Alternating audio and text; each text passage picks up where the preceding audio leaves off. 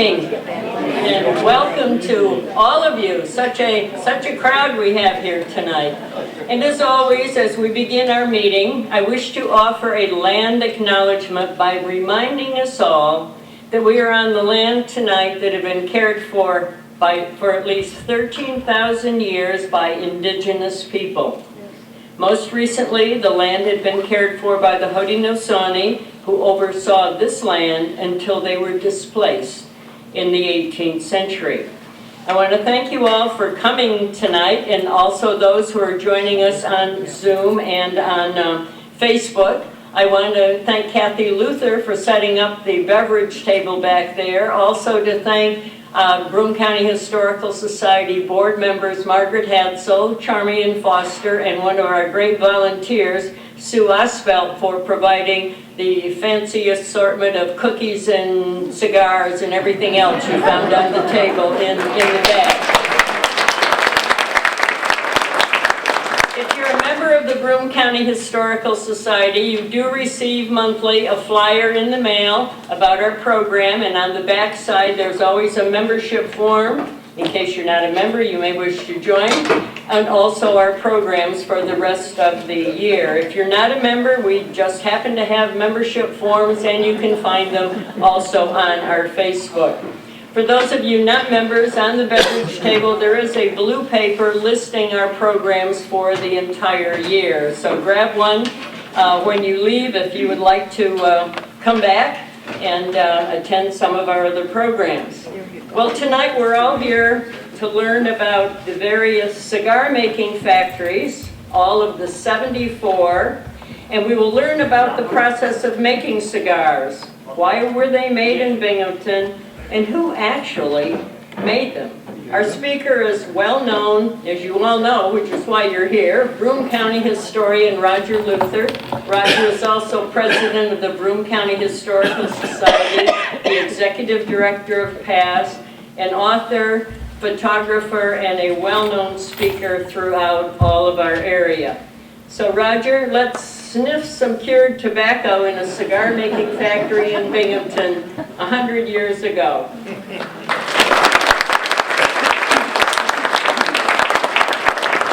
Well, thank you very much, Linda. But I think they're all here because of the stripper. I figured if we played the stripper angle, it might draw a nice crowd.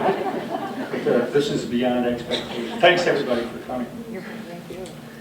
And as far as Zoom, we've had some technical issues. Okay. So I'm not sure anybody is, well, actually, yeah, it is apparently working. So, technology.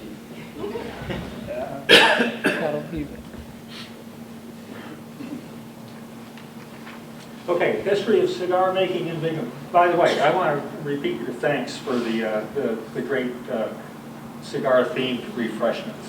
Those things are outstanding.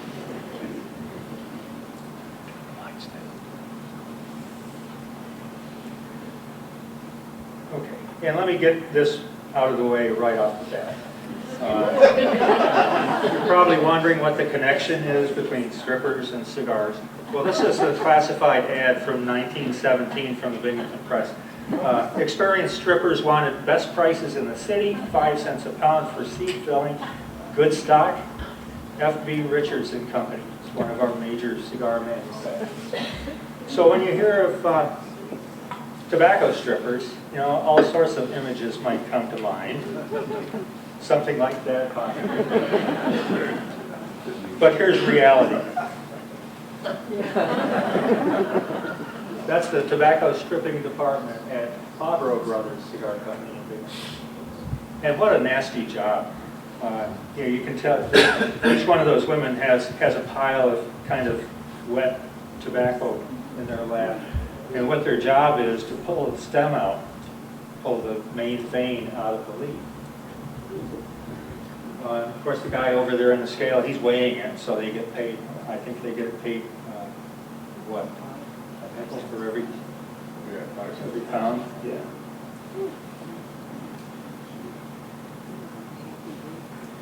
All right, so Binghamton. This is the Binghamton Chamber of Commerce. statement in 1894. Binghamton is one of the largest cigar-making cities in the world, having at present 74 factories in operation with an annual product of more than 150 million cigars. Over 4,000 people are employed in this branch of trade.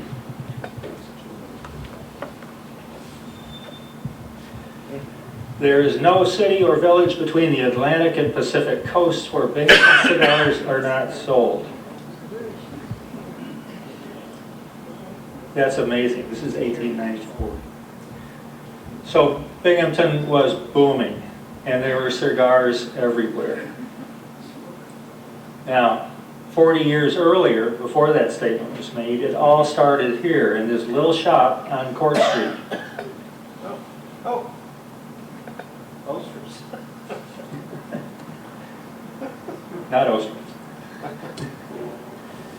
And after 80 years, the whole industry was gone. But I think it's safe to say that long before IBM, long before Endicott Johnson, it was cigars that built this city. So that's what we're going to talk about, the story of cigar making in Binghamton. First, the birth of an industry. Why did they choose Binghamton? Who were the pioneers? Then how to make a cigar. The factories, talk about a few of the factories, the big strike of 1890, and then finally the end of an era. And I want to credit my source material. All of my source material is from the Broome County Historical Society, well, almost all. The Historical Society archives. One of my predecessors, Josiah Newcomb, did a huge research project on this subject. And we have just tons of his files. He went through every city directory over the years and wrote down everybody that was associated with cigar manufacturing, all the companies. He just did an incredible job. So that was really invaluable in this. There's also a Cornell honors thesis by a man named Scott Nash back in 1988. And Tanya Werbisky did her dissertation at Cornell in 1976 on the subject. So, the birth of an industry. During the mid-19th century, Binghamton entered into a period of significant growth. And why? Because we're centrally located between the major cities. We're connected to major cities by the Shenango Canal and the railroad. Rivers provided a good source of power. The conditions were really perfect for attracting people, goods, and industry to the area. That's an 1855 map, by the way. So, that year we had 6,000 people, 4 banks, 9 churches, 8 hotels, 10 taverns, 8 mills, a plow factory, ironworks, and that year we had 1 cigar company. And that was located at 73 Court Street. By 1857, 2 more shops opened up at 9 and 50 Court Street. 1890, there were 57 cigar manufacturers, employing more than 2,600 workers. At its peak in 1900, there were 74 cigar factories. And then it dropped up. By 1940, there were 3. So at its peak, there were 72 factories, but there were a lot, over the period of 80 years, there were over 300 different cigar manufacturers. 3 men are credited with establishing the cigar-making industry in Binghamton, and that is Charles Butler, Harvey Westcott, and George A. Kent. Charles Butler is the one that started. Everybody was making cigars at home at the time, and a lot of people were growing their own tobacco, and a lot of tobacco was grown in the area. People smoked cigars, and they would just roll it at home. Charles Butler was unique because he started selling them. He made cigars not just for himself, but for everybody else. And he first started doing this in 1851 out of his home. And it was in 1854 that he opened that shop on Court Street. And then he continued to grow. His business continued to grow. Over the years, he added 4 more cigar factories. And during that time, he served as mayor of Binghamton.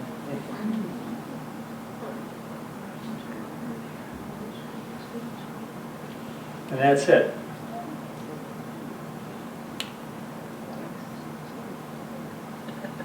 Now this picture was taken around 1910, so by then the cigar factory was gone, but that's where it was.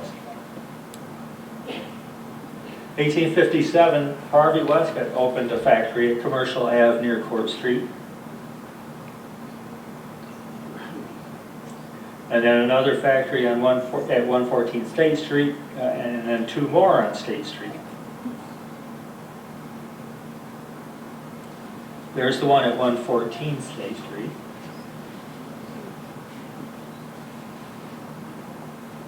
There's the front entrance.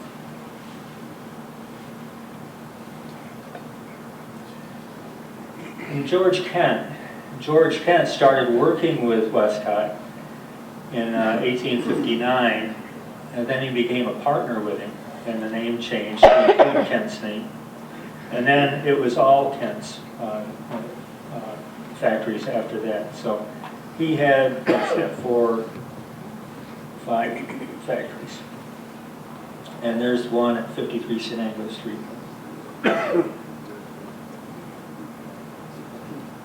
Believe it or not, that's an actual cigar that he rolled.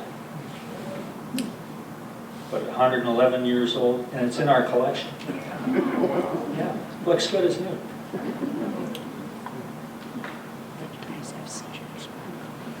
By 1883, the combined output of those 3 men's factories was over 50 million cigars a year. All right. This is from the Book of Trades of 1850, and what that was is designed for students so they could look through and decide what kind of career they wanted. And cigar making was one of the careers. And yeah, you do see, in fact, some of our early directories refer to them as cigar manufacturers. Anyway, cigar making is a very tedious trade and requires a great deal of care and ability. How to make a cigar. If you were to unwind a cigar, this is what you would find. There's 3 elements. There's the filler, the binder, and the wrapper. Filler is typically smaller pieces formed in a bunch. Binder is a heavier leaf that wraps around the filler and holds it together. And the wrapper is the highest quality leaf, free of defects, and it forms the outer wrapper. Now in the early days, it probably was all the same tobacco. But as time went on, different tobaccos were chosen for the different elements to give you different taste. And here's the process. You start with cured fermented tobacco from the farm. First step is called casing, and that's where the leaves are moistened to make them more pliable.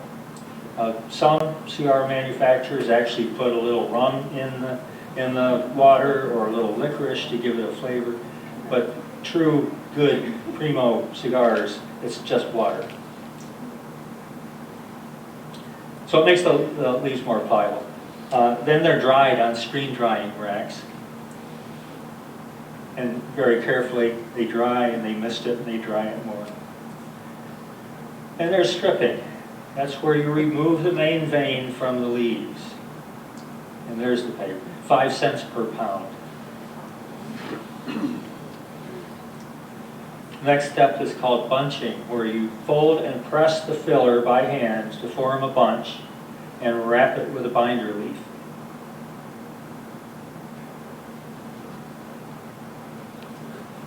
And then you place the cigar in a mold and press it under weight. So the bunch makers, they averaged about 25 cents per 100 cigars.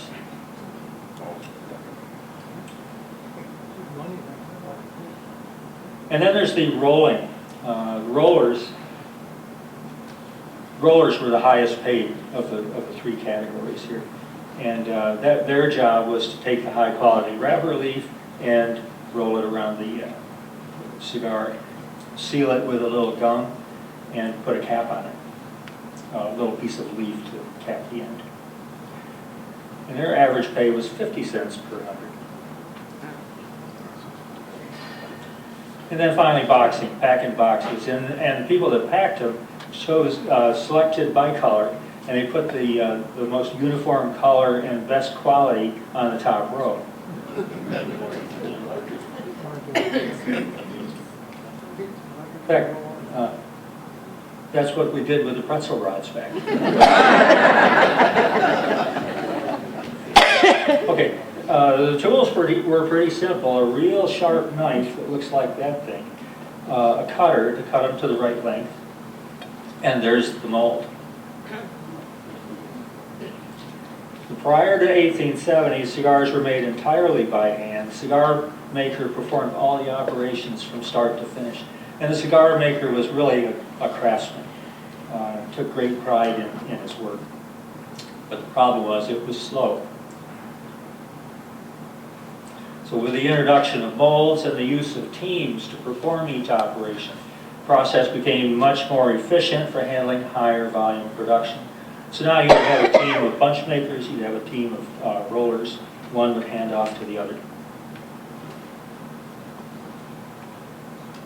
And of course, strippers were down in the basement doing the same thing. During the 1870s, they came out with a variety of mechanical and semi-automatic cigar-making devices. That thing that you're looking at was a mechanical cigar wrapper. So you'd make up the bunch, you'd lay the leaf down on the platform there, and then just crank it up, and it would roll the wrapper around the filler.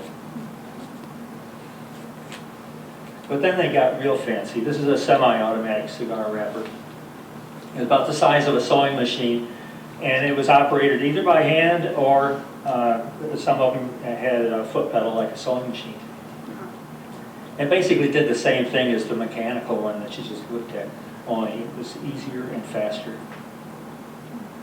Here's an advertisement from 1870 in Scientific American. A girl, after a few weeks' practice, can make 1,500 cigars per day. Anybody can run it successfully, and girls or children can be taught to use it with very little trouble. But here's the best part. The filthy practice common among cigar makers of taking water into the mouth and squirting it upon the tobacco to moisten it is entirely abolished.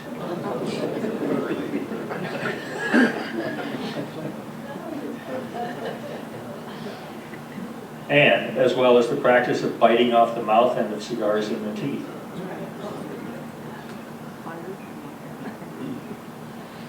Okay, in 1898, John Hull, Jr.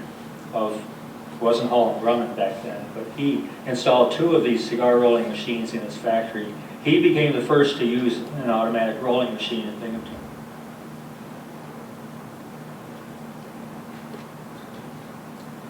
And again, there's an actual cigar that he rolled, 135 years old, and it's upstairs in our collection. You know, somebody had the foresight to save one of the first ones off the machine. And then finally, fully automatic cigar making machines were made starting in the 1920s.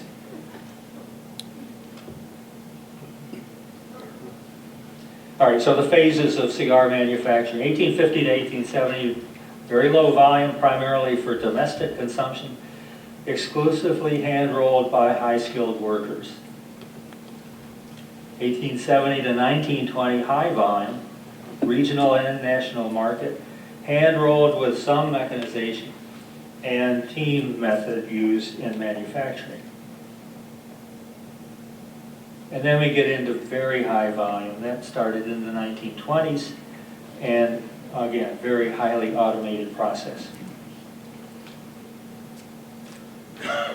You only had one manufacturer that fell into that category. Early cigar makers were predominantly male. With the use of molds and mechanical wrappers, the percentage of female workers increased until it was 73% of Binghamton's cigar making workforce. I don't know if any of you have seen the photo display that's at the library. Pictures are amazing. And they are workers. And it's almost all women.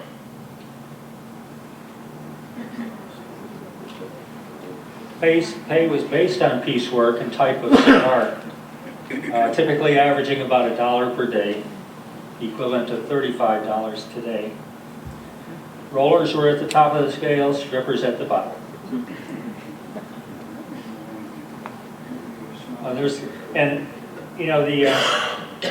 The pay rate depended on the quality of cigar too. The cheap nickel scrap cigars, rollers got 25 cents per 100. The real first-class Havana cigars, they got 80 cents per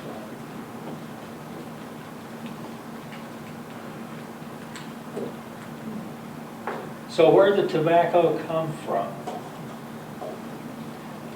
We actually had tobacco farms all over this area, located in Binghamton, Shenango, Port Crane, Vestal, Maine, Union, Appalachian, Owego, and the Big Flats area over by Elmira. During the late 1800s, New York State was a major producer of leaf tobacco, grown primarily in Onondaga, Steuben, and Chemung counties. And this is two census reports. The 1855 census showed that Broome County harvested 23,650 pounds of tobacco. 10 years later, it was up to close to 90,000 pounds. But look at Chemung County here.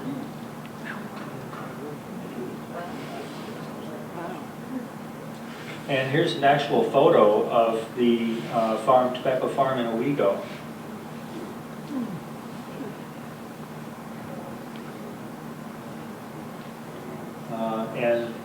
And the Big Flats area.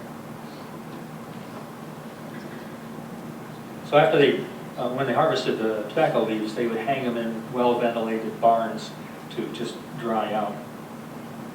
And that's what she's doing there.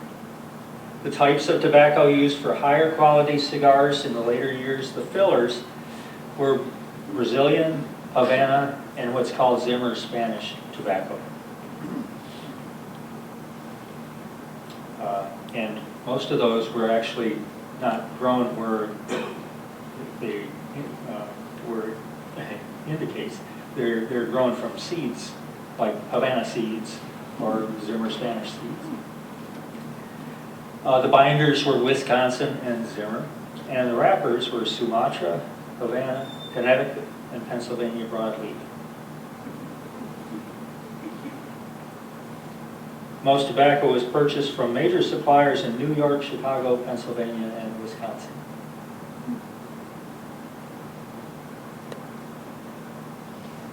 All right, the factories. I just picked a few of them out here. We're not going to go through all 303. F.B. Richards and Company had plants on Water Street, North Depot Street, and actually three of them on Water Street.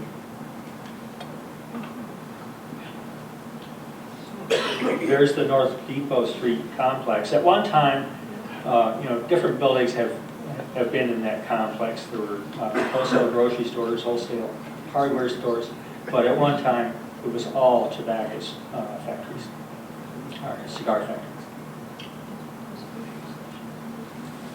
There's F.B. Richards at work.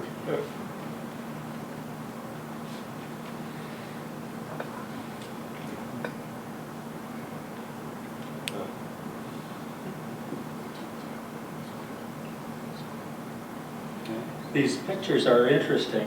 Obviously, a photographer came in, they had everybody look at the camera and took a picture. Well, if you turn the pictures over, there's handwritten names on the back, and each name is crossed off. And so apparently they sold these prints to the employees and they crossed their name off as they sent.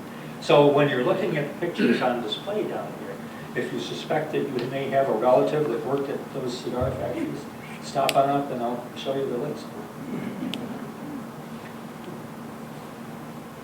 Here's the screen wrap filler drying department.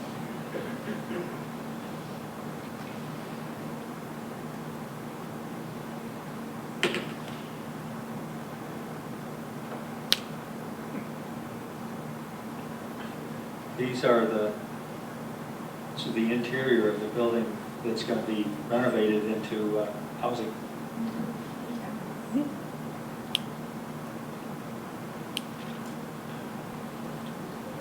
Jonathan McTighe. Name sound familiar?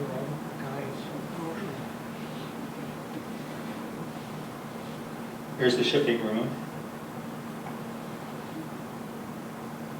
And there's a then and now shot of those buildings.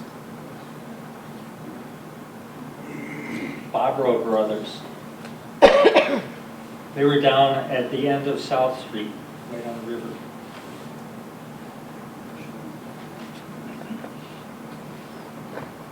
Okay, here's a news article from 1915. Cigar factory to employ 500 hands to be opened here. Bobro Brothers of Philadelphia leased the A.J. Lyons building, 16 South Street, near the foot of Carroll Street. Former factory of the Harris Player Piano Company.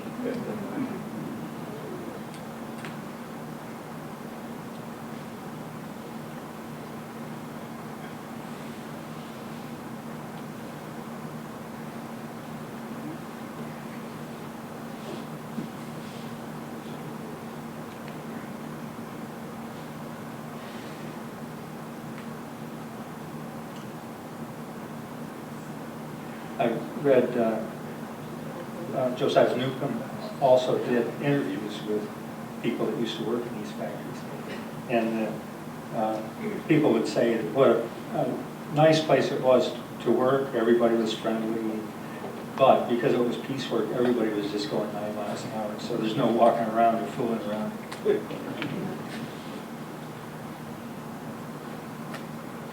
But I love some of the expressions on these people.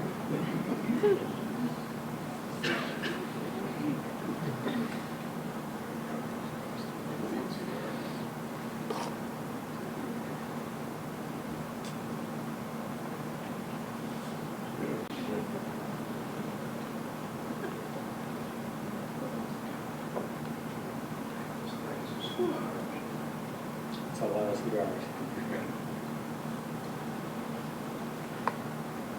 So that's Bobro Brothers. Barnes Smith and Company, huge manufacturer. Buildings on Water Street and Front Street.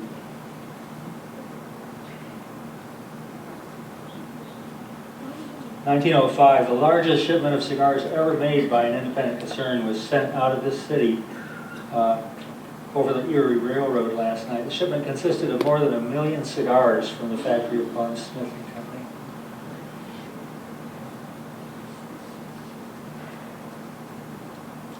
Then in 1907, they put a huge addition on. 1,000 cigar makers will soon be employed by Barnes Smith and Company. Manufacture the enormous output of the concern. And there he is at the wheel.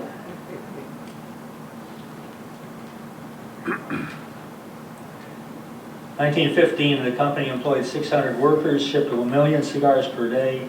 1917, new factory was built in the First Ward opposite the Fairbanks Company plant. And there's some of its product.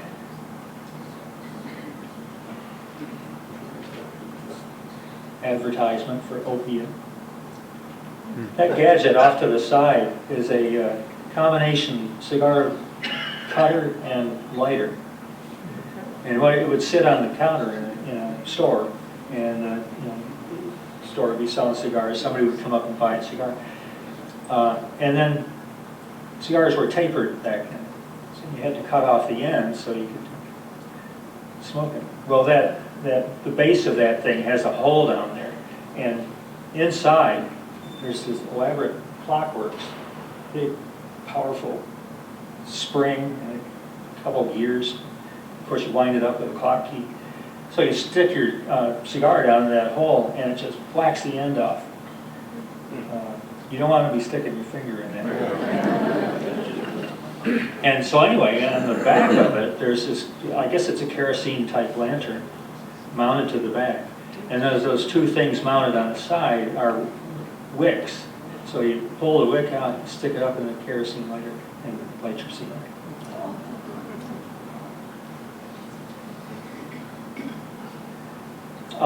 They printed up a bunch of playing cards to advertise their companies. Here's some inside shots. All right, Hull, Grumman and Company. John Hull Jr. started making cigars in 1876. First brand was the 5-cent cigar known as Florida Franklin.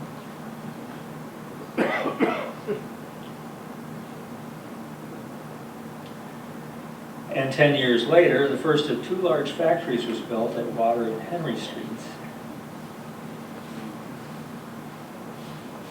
Everybody probably knows that's where Lost Dog is. Yes. Except this building was the one on the left. And then 10 years later, the first 2 large factories were built at Water and Henry Streets. 1895, a second building was built next to the first building. Fred Drummond joined the company in 1912, and that's when they added that rear extension on.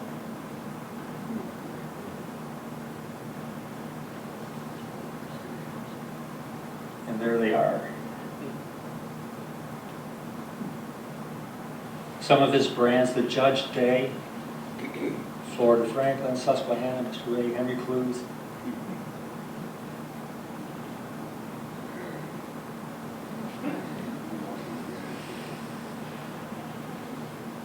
I love the cigar.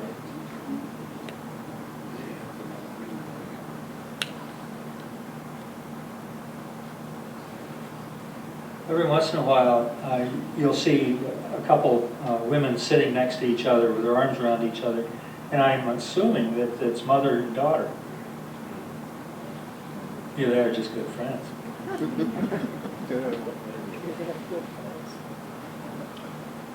But this is all, you know, we go to Lost Dog a lot. It's one of our favorite places. And every time I'm in there, I look up at the beams and I imagine, you know, what was it like when that place, it was just humming with cigar makers.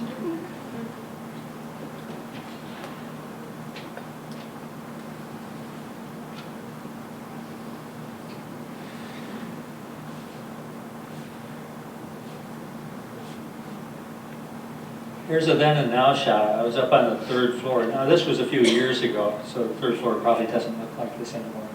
But it was taken from exactly the same angle as the vintage shot.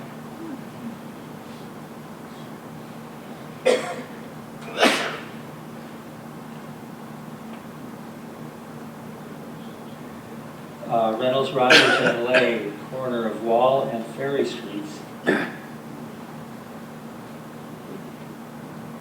That bridge is where the Clinton Street Bridge is now.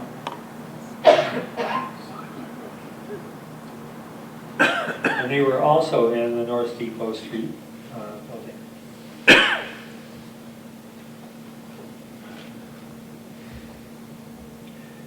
Thomas Thorne Company on Washington Street. He was a cigar manufacturer, but he was also a tobacco leaf broker.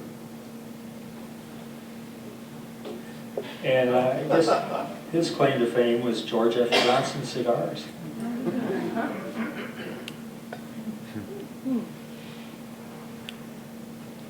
Well, and his other claim to fame was the artwork that I used on the flyer here. That's the unedited version.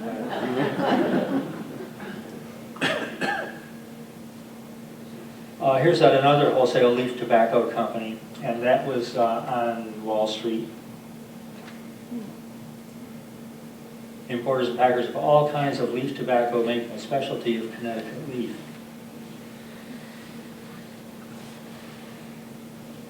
and cigar box manufacturers.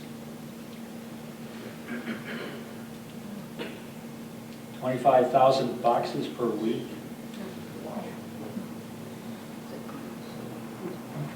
3,000 to 7,000 boxes per day.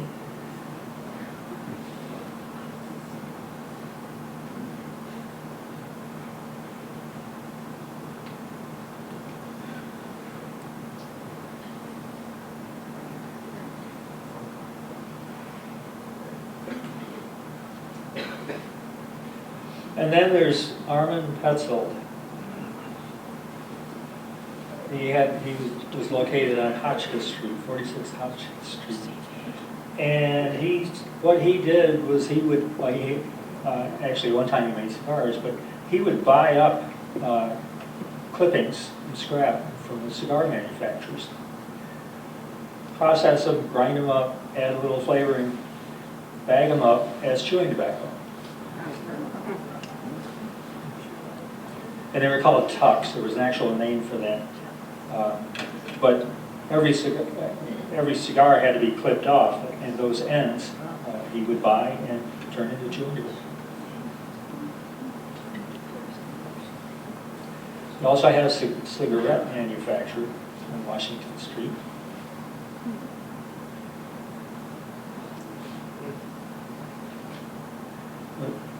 But anyway, that gives you an idea of what some of the cigar manufacturers look like. And I just had to include those photos. Those photos are just amazing. So the big strike of 1890. During the summer of 1890, the longest, largest, and bitterest strike in the history of Binghamton broke out among the cigar makers in the city's large factories. Labor relations weren't real good at any point in the process. The manufacturers were trying to be competitive, trying to get as much out to fill the demand. And on the other hand, the employees realized that they were making very little money at this. And so they were always trying to get more money. The managers were always saying no. June 23rd, 1890, cigar makers from all large factories demanded an immediate wage increase. Demand was rejected by the manufacturers due to intense competition from New York and Pennsylvania.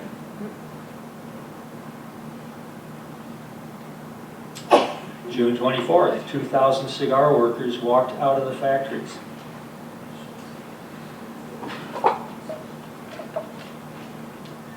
July 11th, manufacturers started recruiting workers from outside of the city to replace striking workers. They would advertise to get people from Scranton to come up here, and they did. July 22nd, manufacturers issued an ultimatum: return to work or come pick up your tools and get out. Workers responded by defiantly marching through the streets to reclaim their tools, cheered on by large crowds all along the way. And on September 20th, the Supreme Court judge issued an injunction against a large number of ladies and gentlemen identified with the strike, forbidding the picketing of cigar factories.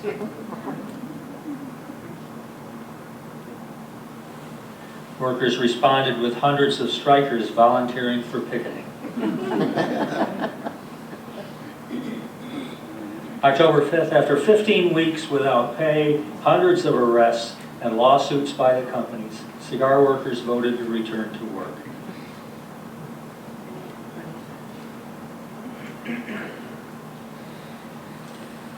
Here's a statement that Reynolds Rogers issued after it was over.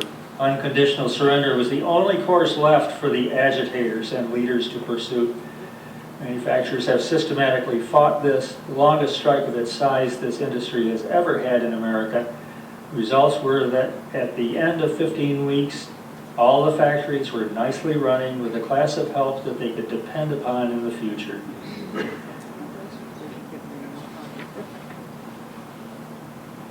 But the strike took a toll. Binghamton's cigar production dropped from an approximately 46 million in 1889 to less than 30 million in 1890.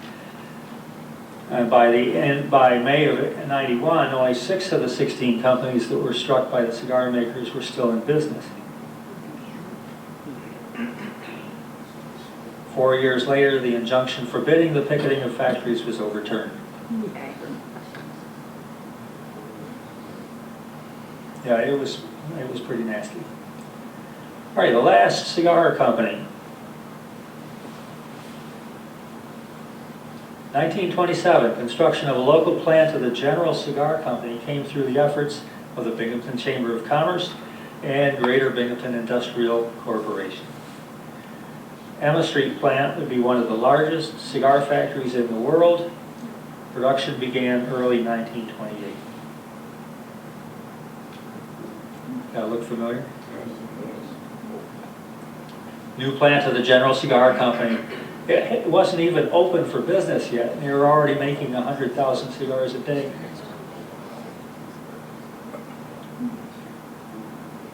And that's what they made. All they made was White Owl cigars. The factory was built to manufacture only one brand, cheap 5-cent cigar.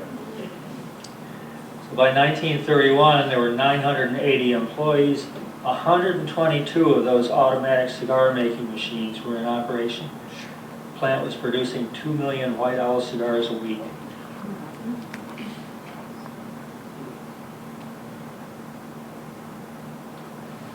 April 1933, cigar plant closing. Binghamton plant of the General Cigar Company, employing more than 1,000 workers, will be closed at once.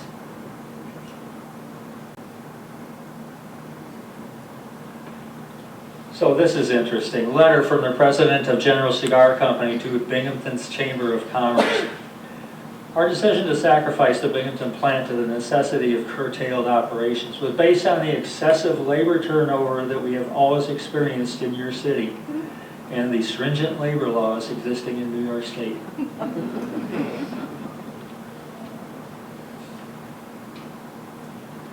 So after 5 years of operation, the plant closed. Although it was announced as a temporary closure, it would never reopen. This was the last cigar factory built in Binghamton.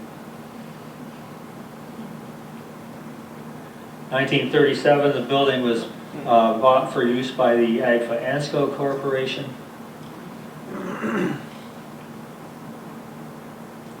And then in 2024, it was renovated for mixed use to include commercial space and 100 luxury loft apartments. That was a real preservation success story.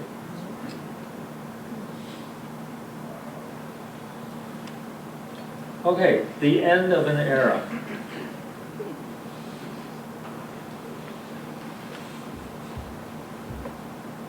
What happened? Well, in a word, cigarettes. Demand for cigars started to drop in the early 1900s as cigarettes became more popular. Local cigar companies were unable to compete with large, high-volume cigar manufacturers and chose not to convert their factories for making cigarettes.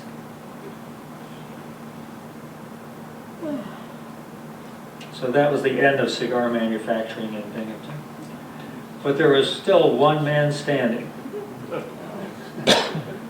Armin Petzold. The tux man, the chewing tobacco man. And that's his, if you drive by his place, 46 Hotchkiss Street, this is a garage. Looks like a little garage.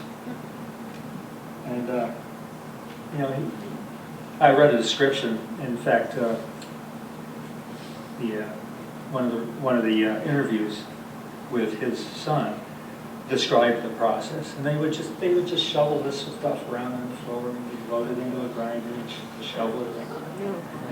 They had a big hole in the floor, and when it got to the right point to be packed up, they'd shovel it through the hole in the floor and it dropped down to the basement is where they would pack it up.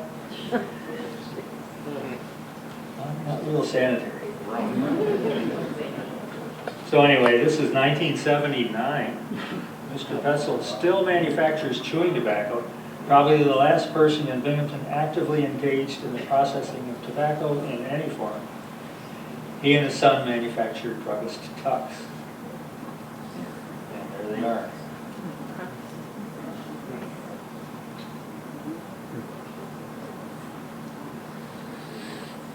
So now, you probably know more than you ever really wanted to know about cigar manufacturing. But let me just add something. We have a exhibit going on in the library. If you haven't seen it yet, stop in sometime and take a look. The pictures are just outstanding. And then upstairs, in the History Center, we have two nice display cabinets set up with memorabilia and artifacts. All right, so that's it.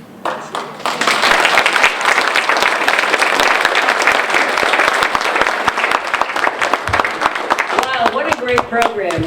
Questions, comments for Roger? There must be some. Yes. I don't know if you can answer, but the prices that they would get, okay?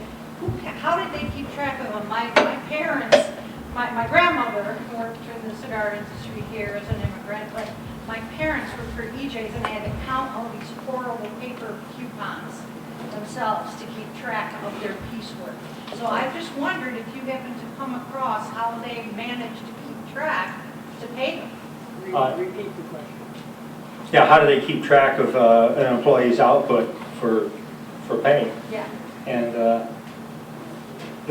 in every picture, you'll see a bunch of supervisors standing around. So I'm assuming that they're, you know, one of the guys in the stripping department is they're weighing, so he's keeping track. I guess that's, I don't know. I wish I had kept some of them, Yeah, just to show my kids how good question.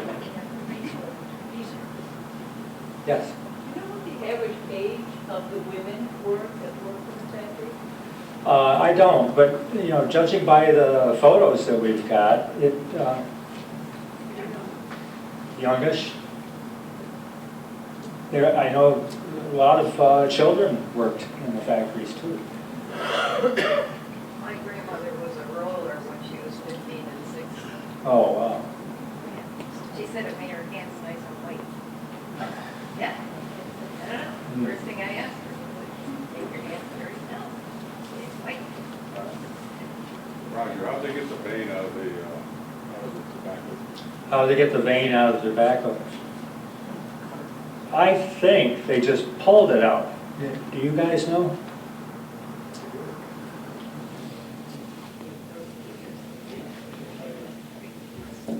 Well, at that point, they've been moistened, so they're flexible and easy to work with. The pictures of the strippers, I don't see any cutters, but I've been assuming that they just pull it out. Yeah. Some of the slides showed the price of the cigars low by today's standards, but to the extent I know prices from that time, they were quite expensive. Who smoked the cigars? Was it the upper class, the middle, and the upper class? The poor people afford cigars? Originally, it was an upper class thing back in the early 1800s, but later on, as the, 5-cent cigars, everybody was smoking 5-cent cigars. When it got popular, everybody was smoking them, and that's the reason they were trying to keep the price as low as possible. Yes. Striking 1,000 people must have been well organized. Were these workers unionized? No, they weren't. They got support from some of the local unions, but the articles that I read indicated that they were not unionized. Yeah. How many buildings are remaining in Binghamton that were associated with cigar factories? I've seen so many up here. How Yeah. many? Like 20, 30? So how many of the buildings are still standing that were used as cigar makers? I really don't know. Each one of these, when I come up with an address, I go check it out on Google to see if the building is still there. And more often than not, it's not there. I saw some familiar, very familiar Yeah. A lot of those 303 cigar companies were home family operations. Yes. Yeah. You mentioned that there was an issue about the labor laws at the time in New York State. Would it be possible that the cigarette manufacturing went south because of less laws that made it easier for the people that the factories to, I think that's probably true. And the tobacco that was a better fit for cigarettes was grown down south too, so that gave them an advantage. where do they make cigars now? Tampa, Florida, Cuba, Dominican Republic. I always thought tobacco was a southern crop. I never thought it Where was it grown? New York State. What? Where was it really grown? My dad was a dairy farmer, and all I ever heard him say anything about tobacco. Any nice flat area close to the river. That's where they were growing. I would think they would import stuff from down south. Well, they did that too. But most of what they imported was from Connecticut and Wisconsin and New York. Yes, to this day, it's interesting because there's still a sort of the kind of tobacco that one smokes has sort of shows what percent of people that you are, if you're rich or not so rich. I remember when back in the 60s, when I think it was when JFK was starting to think about the problem with what was going on in Cuba. Cuba. Yeah. And he ordered a whole lot Yeah. of tobacco.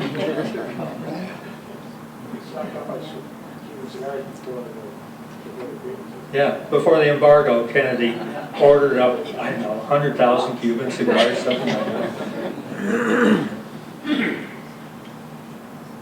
Yes. All those great photos of all the workers, I wonder to myself, not one, I don't believe, were smiling. And after we saw what the poor people made for a living, I could see why none of them were smiling. Well, that's a good point. But people tended not to smile for photos back then, no matter what the reason. Yes. Roger, in your research, did you happen to run across any descriptions of workflow through the factories? Because I visited the Cigar Manufacturing Museum in Tampa, Florida, in Ybor City, which is still a big manufacturing concern even now. And it was interesting to me because all the factories worked top to bottom. So the raw tobacco would come in, it would either be originally hand carried, and then when the elevators came along, all the raw tobacco was taken to the top floor of the building where the strippers were. Yeah. And the strippers would do their work, get passed down one floor, then the filler people would work, get passed down one more floor, the binder people would get to work, pass down one more floor, the wrapper people would get to work, pass down one more floor where the wagons were that hauled the cigars away. It was very efficiently organized, I thought. And I just wonder whether something similar like that was being used in Binghamton. You showed the picture of Lost Dog and the third floor big empty room that once held cigar manufacturing.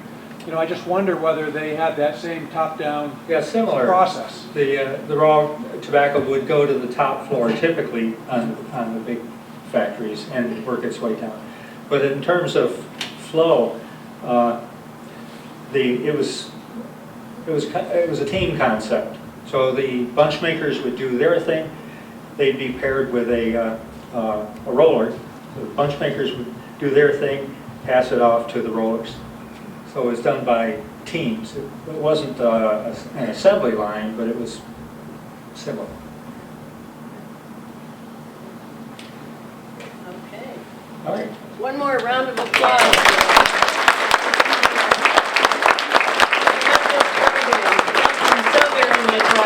Thank you all for coming. coming. I hope you'll come back next month. Our program next month will be by Bill Tomick, a local retired social studies teacher and school administrator, and it will be on the American Revolution Comes to the Southern Tier. Hope to see you all then. Enjoy the rest of your evening. That was great. That was great.